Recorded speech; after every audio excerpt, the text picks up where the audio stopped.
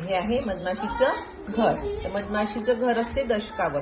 तर कोणतीही जी संख्या दशकवर असली, हे एकक तुझ्या बाजूचं असते दशक. जर मी आता एक संख्या घेत आहे, ठीक आहे, 20 5 25 आणि हे काय आहे 10 7 17, ठीक आहे. तर मधमाशी कुठे असते? मधमाशीचं घर असते दशकवर, ठीक आहे.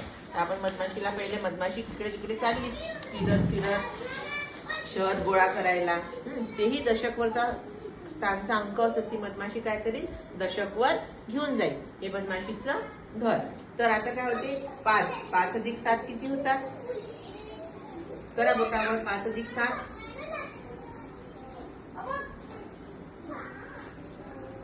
हे 5 आणि 7. 7च्या समोर 5 मिळा 12, बरोबर. तर किती लिहायचे इथं?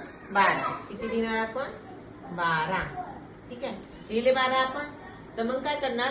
2 जो आहे तो एककवर आहे आणि 1 जो आहे तो दशकवर आहे ना. तर मग मधमाशी काय करणार? दशकवाला अंक कुठे घेऊन जाईल? तिच्या घरी. कुठे आहे मधमाशीचं घर? इथे आलं. मग आता मधमाशीनं तिचा जो दशकचा अंक दशक स्थानी आणला. मग आता यांची आपण करायची बेरीज. 1 अधिक 2 अधिक 1 किती होते? करा.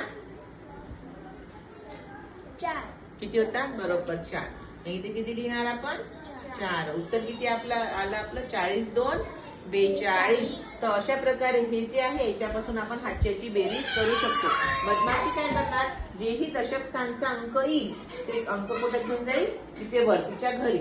मग आपण तिकडून अशी बेरीज करायची. बेरीज समजली तुम्हाला?